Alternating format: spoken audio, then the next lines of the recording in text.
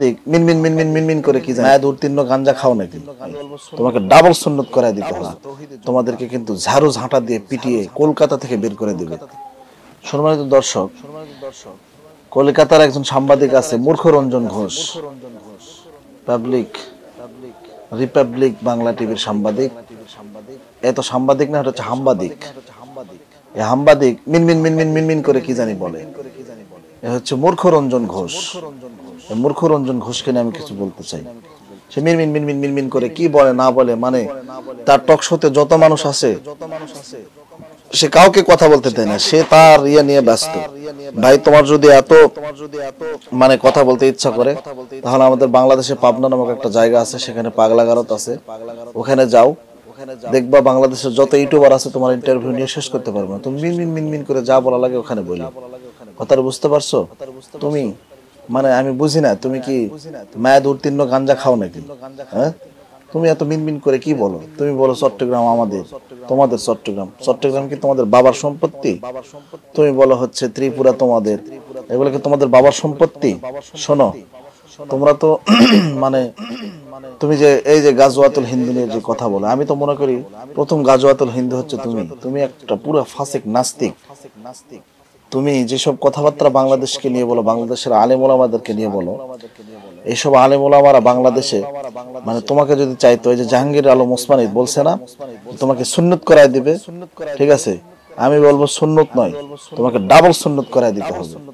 কথাটা বোঝো নাই? তোমাকে ডাবল সুন্নত করায় দিতে হবে। কারণ তুমি যে মিন মিন মিন মিন করে বাংলাদেশ নিয়ে যে উগ্রবাদী কথাবার্তা গুলো বলো, বাংলাদেশের নাগরিকরা কিন্তু সহ্য করে না, ঠিক আছে? তাই বলতেছি, তুমি যদি ভালো হও ভাই, ভালো হয়ে যাও। ভালো না হলে আমি দোয়া করে আল্লাহ তোমাকে করোনা দিয়ে ধ্বংস করে দিই, করোনা দিয়ে তোমাকে ধ্বংস করে দিই। কেন? কারণ তুমি একটা দেশ নিয়ে, একটা স্বাধীন মাতৃভূমি নিয়ে তুমি যেরকম ভাবে কথা বলতেছো, ইন্ডিয়া ইন্ডিয়া বাংলাদেশকে কখনো সাহায্য করে নাই, সহযোগিতা করে নাই, করবেও না। কেন করবে না? ইন্ডিয়া যখন বাংলাদেশ পাকিস্তান যখন যুদ্ধ হয়েছে, তখন ইন্ডিয়া বাংলাদেশ থেকে অনেক মাল লুটপাট করে তারা তাদের দেশে নিয়ে গেছে। কথাটা বুঝতে পারছেন? তো এই যে আসাম, এটা তো আমাদের, আসাম তো আমাদের, ত্রিপুরা এটা আমাদের, তোমরা ভোগ করতেছো। আর তোমরা কি বলো চিটাগাং, চিটাগাং এর চিনি দিয়ে তুমি আজকাল কফিও খাও।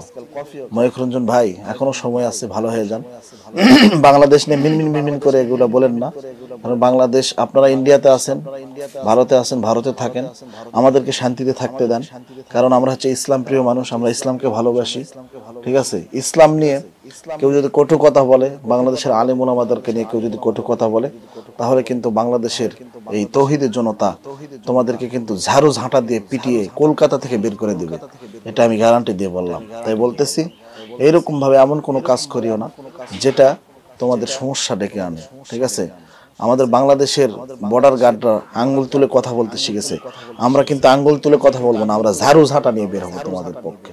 এই রিপাবলিক বাংলার যে তুমি সাংবাদিক না হাম্বাদিক, তুমি যে মূর্খ রঞ্জন ঘোষ, আমি আবারও বলতেছি তুমি মূর্খ রঞ্জন ঘোষ, তোমার কোনো সেন্স নাই, তুমি একটা পাগল, তুমি একটা উন্মাদ, তোমাকে পাবনা পাগলা গারোতে রাখা উচিত। কথাটা বুঝতে পারছো? তাই বলতেছি এখনো ভালো হয়ে যাও। যদি ভালো না হও, সুন্নত নয় ডাবল সুন্নত করে দেবো। একটা করবো হচ্ছে হাসিনা মোদির সঙ্গে, আর একটা করবো বাংলাদেশের মাঝখানে নিয়ে আসে, একটা ডাবল সুন্নত করে দেবো।